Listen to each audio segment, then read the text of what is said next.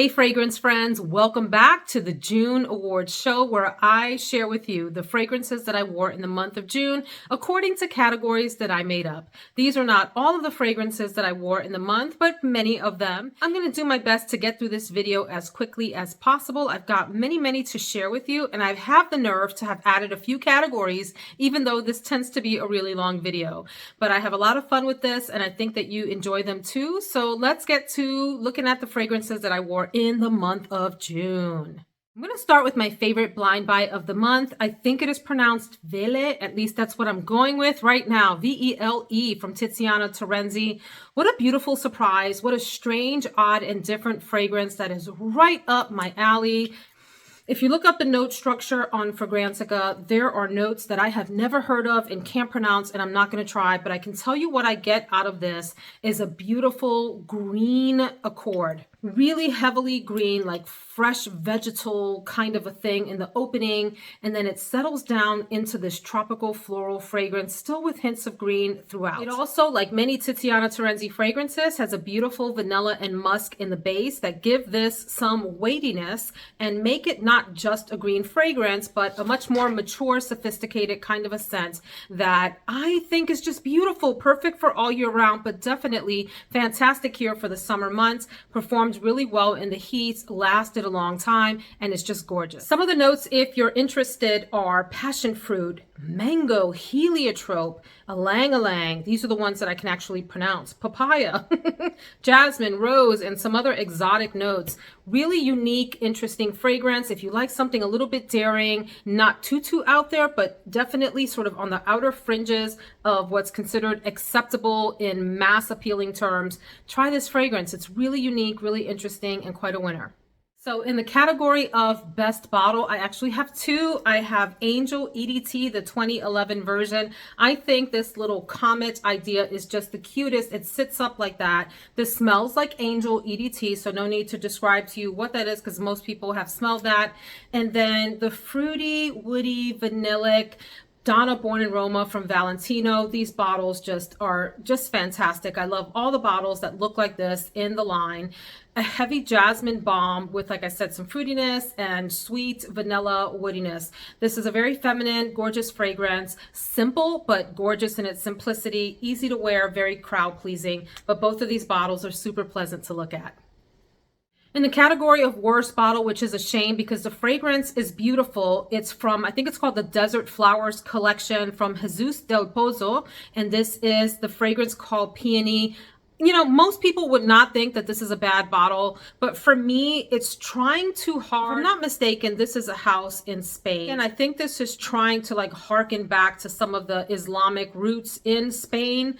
At least that's what I get. Like it's trying to have a bit of a Middle Eastern look, and I feel like it just kind of falls flat bottle-wise, but the fragrance in here is gorgeous. It actually smells a lot like Angel, maybe even leaning in the Angel Muse direction with a little bit of like the fruit, well, maybe not fruit, but like a chocolate praline-y kind of a thing, caramel sort of scent, except it's got this gorgeous peony, strong peony note in there that I think is just beautiful. Peony tends to be, for me, one of the sweeter florals.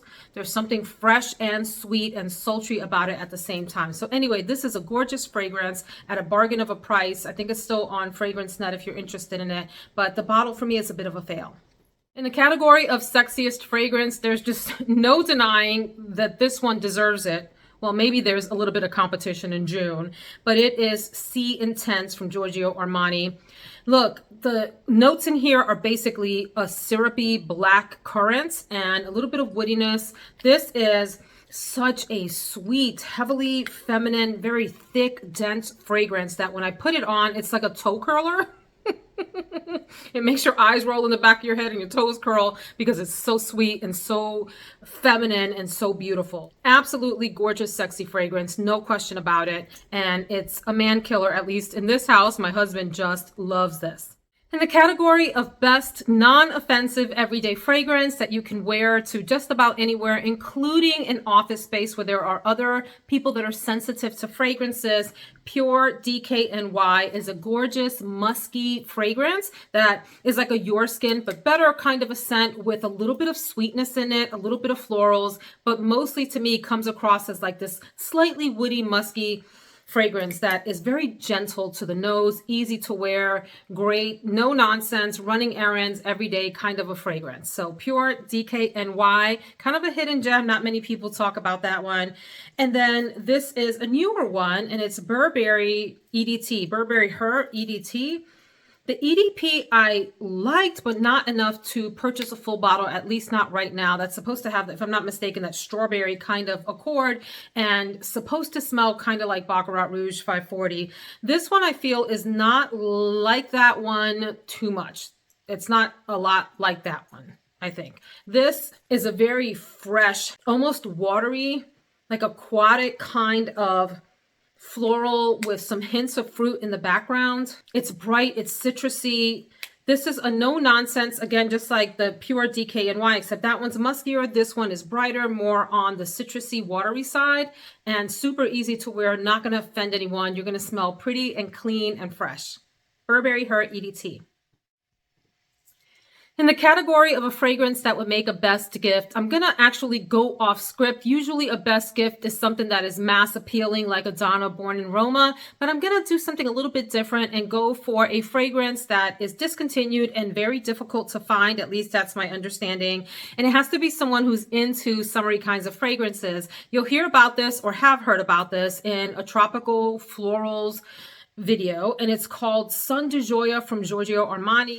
Oh my gosh. It's such a pretty, soft, delicate, and elegant yellow floral fragrance that reminds me of sun-kissed skin. Okay, and I talk about this a lot in my tropical florals video, so I'm not going to go on and on here, but it's beautiful. It's like the little sister, or the cousin rather, of like Terracotta Guerlain without being too heavy on the florals. It's more of a skin scent and very easy to wear if you ask me, and gorgeous in the summer months. The category of best for the season is a fragrance from Anthony Hopkins called AH, and it tells you right on the front what's in it: bergamot, orange blossom, and musk. It's a citrusy, musky fragrance with a lot of depth, a lot of oomph, a lot of body, a lot of roundness. This is a fragrance that radiates off you quite a bit and lasts for a good amount of time. I would say it's at least a 6 to 8 hour fragrance and is a citrus, but it is a very mature, elegant citrus with, like I said, a lot of body, maybe even a slight touch of powderiness, but the musk in this is what kind of makes it a much more mature kind of citrus. This isn't your fun, fleeting, happy summer citrus. It's a much more sophisticated kind of citrus that will garner some attention if you go out. So you got to be bold to wear this. You got to mean to wear this, and you have to be willing to strut your summer suit, your summer dress, your summer whatever it is you're wearing to pull this off. Beautiful fragrance, but great for hot weather. In the category of special occasion fragrance, something that you would wear out to like an evening gala or special event kind of a thing, I have, again, a fragrance that may be off the beaten path for this category, a little bit unusual, but that I have enjoyed and lusted after for forever. It's Amouroud White Hinoki. It has an interesting combination of notes. It has a peppery ginger, it has some heliotrope, which lends a hint of powderiness to it. It has, of course, white hinoki, cinnamon, and it also has tobacco and whiskey. So it's a lot of things at once. It's almost like it's citrus, and then it's like this bright green woodiness to it, but it's also like boozy and peppery. It's a lot of things all in once. It isn't the most long-lasting fragrance, but it would be great for an evening affair where you know you're going to be out for 3 or 4 hours, especially in the summer, because it has body and has oomph. This is great all year round, I would think. A really interesting, unique fragrance where you would stand out from the crowd because you smelled so different. What stands out to me, of course, is that white hinoki note along with the booziness, and If I didn't know any better, that white Hinoki for me comes across like a piney, cypressy kind of a note that is really fascinating in here because it's rounded off, if you will, with the other notes that are in here, including cinnamon. So interesting mixture, the ginger and all of that, that blends really beautifully for what I consider to be a rather exotic kind of a fragrance. Of biggest surprise is a fragrance that I waited a while to purchase. I saw Pam Jordan on Instagram mention it. Actually, she mentioned it in one of her YouTube videos, and I got really interested in it. So Pam, I'm blaming this one on you. And it is from Cartier, and it is Le Baiser du Dragon. I said that all messed up. Le Baiser du Dragon. I'm trying. Okay. What I get out of here is a boozy almond, mostly almond, like a sweet, powdery almond. There's some interesting notes in here. I want to be sure to read them to you. Cedar, iris, chocolate, caramel, vetiver, patchouli. There's a lot happening in here, but I get almond mostly, first and foremost, and then I get, and it's a soft, like powdery almond. It's not a really in-your-face kind of an almond. And then I get that amaretto, and I get this powderiness of probably from the iris here, and some woodiness in the base. There is a little bit of sweetness from that praline and from caramel rather, and the chocolate. Really unique fragrance, very sweet, soft, not an in-your-face. I was picturing this fragrance because I think this means the kiss of the dragon. I was picturing this fragrance to be really, really heavy and earthy, like a patchouli balm almost. Balm, rather, not balm, where you feel like you're smelling some bad breath from a dragon, like some hot, earthy bad breath. But it's not. It's very, very elegant. It has a little bit of a vintage touch, but not too much. Like just like a hint, like a whisper of a vintage thing going on. And I think the bottle is super cool. Really, really nice surprise. The category of not a safe blind buy, I gotta put that white Hinoki that I mentioned in here because it is a really bizarre fragrance. It suits me. I think it is absolutely gorgeous, but I can't see lots and lots of people loving that. It doesn't have mass appeal. And then a fragrance that I don't have the top for. I have a fake top on here because I bought it as a tester. This is from Guerlain, and this I think is pronounced Jardins de Bagatelle, and it's the Eau de Parfum concentration. And I don't know that I'm going to keep this. We're going to see. I was expecting from the descriptions of this for it to be just like the most gorgeous floral fragrance ever. I do get very heavy florals from it. There's something super duper green, and I have to say a little bit of like that animalic urine touch. Normally doesn't bother me, but it feels particularly strong in here, like super indolic florals with a little bit of hint of like something that, yeah, is in that like ammonia direction. So I definitely want to try it out some more, but it was not what I was expecting. I was expecting something more in the neighborhood of like Maison Margiela's flower market, where it smells like a fresh bouquet of floral shop. And I do get a lot of that, but I also get heavily decaying flowers and like that animalic urine ammonia like touch. So I don't know what I think of this. Have you tried this? If so, I'd love to hear your thoughts on it. One of my new categories is an overhyped fragrance. And I do like this, but I don't think it is as special as people claim it to be when they talk about it. And it is Tom Ford's Orchid Soleil. Do love the bottle. This is a really strange fragrance and one that's hard to describe. It's supposed to be heavy on the tuberose. And I do get hints of tuberose in here. But what this smells like to me is a corn chip, like a Frito-Lay corn chip with a little bit of tuberose sprinkled on top, a hint of like something, a dry musk, like if musk were in powder form, what it would smell like in here. I don't even want to look up the notes because I just want to tell you what I think of this. This is again another one of those fragrances that comes across rather solar, meaning it's, for me, what I consider to be solar, dry skin-like notes when you're out in the sun, like and your skin has soaked in sun, like a dry dustiness that I get from this. Yeah, corn chip with florals, which I guess can be appealing sometimes. I did enjoy layering this over the Boom Boom Cream from Sol de Janeiro. On its own, not a fragrance I would reach for often. I don't know that I'm going to get rid of it, but it definitely is, to me, overhyped for what it is. Another new category is hidden gem fragrances, which is really important to me. I love to find a good hidden gem and present it to all of you as an option.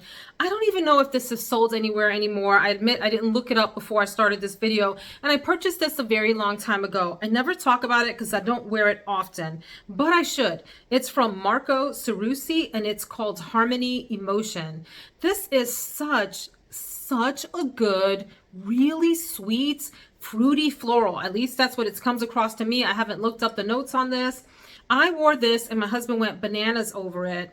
It has like a very youthful feel. It's light and bright. It's not a very mature fragrance, if you will. Yeah, it's like the fruitiest, like berries. Super duper concentrated berries with sugar on top, maybe a little cotton candy. Very sweet, but not syrupy. Like C Intense from Giorgio Armani is syrupy. This doesn't have like that thickness to it, so it stays light and bright in that sense, and it's, I think, a highly feminine and girly fragrance that just makes you feel pretty and like you smell sweet and fantastic. Then I think this is Swiss Arabian, but I'm not sure. I'll put it up on the screen if I'm lying to you, but it's a Royal Blends line and it's Khaltat Al Arabia. This is my second or third time wearing it this month. This is a beautiful, heavily musky, like uber duper. If you like musk, this is your thing. Musk with fruits. Now, whereas this smells incredibly sweet, this has some sweetness to it, but it's more musky than anything else. It's not heavily sweet. It reminds me a lot of Herba Pura, like that kind of scent. Al Haramain, Amber Oud Gold, like that family of fragrances where it smells like a fresh, clean fruit bowl. You've just cut up all your fruit, you've put it in there, and you have drowned it then in musk is what comes out of here. It lasts fairly long, it projects well, and it's very inexpensive at like $20 or something like that. Some people have talked about this, but I don't think it gets the love that it should. And some people have said that this smells cheap to them. I don't get cheap out of here, but it depends on if you like a heavy musk or not. If you don't, it's going to smell off to you, but if you don't mind a heavy musk and that fruit bowl kind of a smell, this is a beauty. Let's go on to the top three, middle three, and bottom three. In the top three is a fragrance that I have a really difficult time describing because I look at the notes on Fragrantica and I don't know, it's just hard for me to describe, but it's Tabit from Tiziana Terenzi. Absolutely gorgeous fragrance.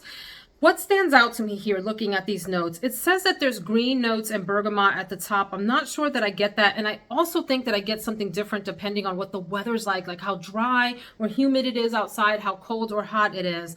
In the middle, it talks about having peach and floral notes. I do get a really juicy, happy peach out of here. Sometimes peach can come across too plasticky for me. Whatever's happening in here works for me. And I would say there are other fruity notes here. It says floral notes as well. I can see this having white florals also. Sand and coconut. I don't know that I get sand or coconut out of this fragrance. Maybe a coconut deep in the background in the same way that you get coconut from Fan Your Flames from Nishane. This really creamy, deep in the background, supporting coconut note. It's not a star player. And then musk, cotton candy in the base. Yeah, I do get musk. I do get something sweet like in the cotton candy realm. It says vanilla, amber, and woody notes. I do get some woody notes. This is such a difficult fragrance to describe, but I can tell you that it's sexy, it's beautiful, and when I put this on, my husband chases me around the house. Tabit. That could have easily been the best surprise, but I wanted to put it in the top three because it deserves it, and it's Leau de Issey Pure Nectar. This is the one that has the gold bottom. Affordable fragrance. I believe I paid somewhere in the $50 range for this. So gorgeous. This took my breath away when I put it on. It's a sweet pear and honey fragrance with heavy florals. There's something aquatic. It has a little bit of that Leau de Issey from the 90s DNA. Absolutely spectacular fragrance. I felt like I was on top of the world when I put this on. Unique. You won't smell like other people because it has that like aquatic thing. Maybe even, is there cologne in here? I don't see that listed, but there's something along the lines of like some C notes deep in the background that make this super unique, but it's primarily a sweet floral fragrance that is like the epitome of femininity. Absolutely gorgeous. And another in my top three is Shunkoin from the JTC Join the Club collection from Xerjoff. So I was introduced to this by Giselle at GB Fragrances. This is, this is so good. For me, it might not be for you, so don't run out and buy it. Even though it's not listed, I get coconut out of here. In fact, I should have put this in my coconut video because I'm convinced that there's something along the lines of coconut in here. It opens up green and creamy and settles down into like this soft coconut, maybe musky, maybe a hint of musk, slightly powdery sweet, but not like sugary sweet, just a hint of like beautiful sweetness, creamy fragrance that just melds so beautifully. It's a very calming, cocooning kind of a fragrance and a beautiful blind buy as well. This could have been a favorite blind buy. It could have been favorite bottle. It could have been best gift. It could have been a lot of things, but there's something about, oh, and there's also a tea thing happening in here. So like imagine soft green notes and tea, and that transitions into like this smooth, creamy coconut in the base that is very, very cozy. Beautiful fragrance to me. The next category is the middle or meh 3. So this is a hard category because all 3 of the fragrances that I'm going to share with you are actually quite nice. It's just a matter of, have I either had my time with them, as you'll see with the first one, or do they just not stack up against the others, even though they're really nice? So let's get to it. The first one is the Black Rose from Trussardi, which is a beautiful, affordable rose fragrance with some powderiness and some woodiness. This is a nice rose. It's a very pleasant rose. I think my issue, if I wanted to name an issue, because I don't really have an issue. It's a beautiful fragrance. I would recommend it to people. For me, I have other roses that I would reach for before this, and it was pleasant to wear. It wasn't the longest lasting, like a half a day's worth, nothing wrong with that. So it's a fine fragrance. I just have others that I prefer, and I might not be reaching for this as much as it deserves to be reached for. So if I had a smaller collection and this were in it, I would probably wear it down. Okay, so let's be clear about that. It's just the fact that I have others that I think I want to reach for more. So beautiful, woody, powdery rose that I think I may put on Mercari. I'm not sure, but it still gets a thumbs up from me. Okay, let's be clear about that. Same thing for the next fragrance. It is, and I love these bottles, so I wanted to collect them all. It's Magnolia Sensuel from Bulgari. Really, really pretty bottle. I just adore these shapes. I think they're so classy. They're classy. This is a pretty clean floral, and it has like this wateriness about it. Maybe there's like lotus or something along those lines in here that makes this a bit more of a watery fragrance. And I think it has lily of the valley or one of those kinds of notes that comes across just a little bit soapy and metallic to me. Still pretty. My husband liked it on me a lot. I just know that this is a fragrance that I probably would not reach for before some of my others. Although, again, just like this one, if these were 2 of 10 bottles, for example, in a collection, or 2 of 20 or 2 of 30, I would probably wear these a whole lot because they're pretty and they're mass appealing. I just think I would reach for others. So these are meh for that reason. And the third one is one that I think is super duper cute. It's really, really nice. It just doesn't have the greatest oomph and lasting power. It's from Nicolai, and it's Kiss Me Intense Eau de Parfum. I love this. It's soft, it's sweet. This is a cozy sweater, Netflix and chill kind of a fragrance. Really soft and pretty. It's a soft, pretty, powdery, marshmallowy kind of a fragrance. I just wish it had a little bit more oomph and lasted a little bit longer. Great bedtime fragrance, or great fragrance for when you're going to be in a crowded space and want to smell cozy and pretty, but you don't want to project too much. This will be a good one for you. This one is definitely staying.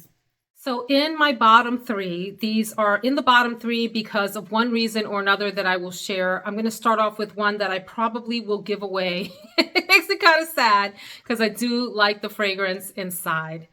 It's Reb'l Fleur Love Always. Let me tell you why, because I know I have raved about this. So if you have watched the video called, well, now I don't want to give, it smells so good. Here's my problem with this. It's the bottle. And it's the fact that I have now seen 2 videos. I forget who the first one was, and the second one was Paula Bianca recently, talk about how difficult it is to hold and spray this bottle. And they're not wrong. When you spray, it's like the bottle is slipping out of your hand, which is irritating. So I never really thought about this bottle as being ugly. I never loved it, but I never thought it was like hideous. maybe I did and don't remember. But after hearing that in those videos, now I'm like, I don't think I want the bottle anymore. So I still like this fragrance. It does have coconut in it. It's this fruity, floral, beautiful, musky fragrance. Maybe I will decant it or maybe I will give it away. I'm down to here, so I've definitely put a little bit of a dent in it. But oh my gosh, why, Rihanna? Why did you do this with the bottle? Then a fragrance that I just knew I was going to love. It had rave reviews and it's discontinued, and I was all excited and beside myself that I got a bottle of it. Aren't I special? Not so much. This is Elisab Le Parfum Leau Couture. So I was hoping this would be like Le Parfum in white from Elisab, except more on the clean laundry side. And it is, but there is something in here.